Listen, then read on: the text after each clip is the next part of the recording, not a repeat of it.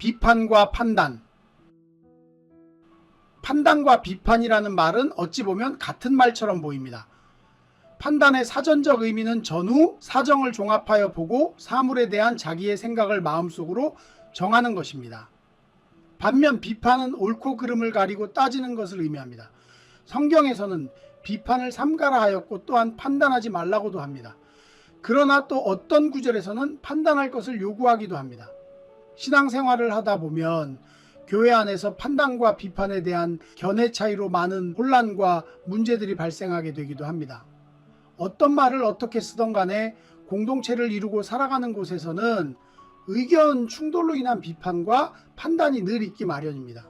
이것이 지나치게 되면 옳고 그름을 가리는 비판을 넘어 상대방을 비난하게 됩니다. 그리고 자신의 잣대와 기준으로 상대를 평가하고 상대가 이를 받아들이지 않으면 비난을 서슴지 않습니다. 전쟁에서 50보 도망한 병사가 100보 도망한 병사를 보고 겁쟁이라고 비난한다는 고사성어 50보 100보처럼 사실 우리들이 벌이는 논쟁과 비판과 판단들은 하나님께서 보시기에 참으로 우스운 경우가 아닐 수 없습니다. 그럼에도 불구하고 우리는 비판이나 판단을 안 하고 살 수 없는 존재입니다. 사람들마다 각자의 생각과 견해를 가지고 있기 때문에 판단과 비판을 멈춘다면 우리는 발전할 수 없을 것입니다. 또한 우리가 생각하는 것 자체를 멈추지 않는 한 이런 일은 불가능할 것입니다. 그래서 우리는 교회 안에서 비판과 판단을 잘 사용하는 법을 배워야 합니다.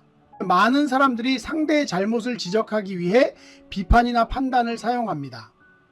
그러나 이런 식의 비판이나 판단은 비난과 같은 것입니다. 우리는 누구나 실수하고 잘못하는 존재이기 때문에 상대방을 무작정 비난하고 잘못된 사람으로 매도해버린다면 우리가 실수하거나 잘못할 때에도 같은 대접을 받을 수밖에 없습니다. 따라서 남을 판단하고 비판하되 비난을 위한 판단과 비판을 하지 말고 문제를 해결하기 위한 판단과 비판을 해야 합니다. 사람에 대해 비판하거나 판단하는 것이 아닌 무엇이 잘못되었는가 하는 일에 대한 판단이 되어야 합니다.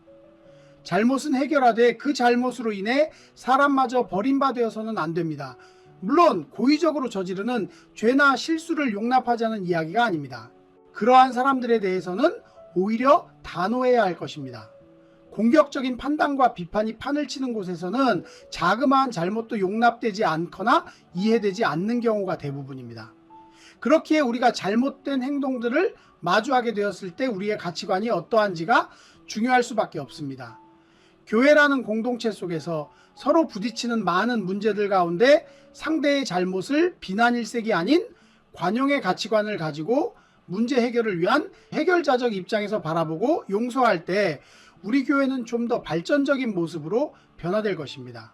주님께서 피 흘리시기까지 우리를 용서하신 그 용서를 생각한다면 우리에게 실수하고 잘못하는 사람들을 지금보다 더 너그럽게 용서할 수 있고 그들을 바른 길로 인도할 수 있는 기회로 삼을 수도 있을 것입니다. 구독, 좋아요, 알림 설정 해주세요. Subscribe, like, set notifications.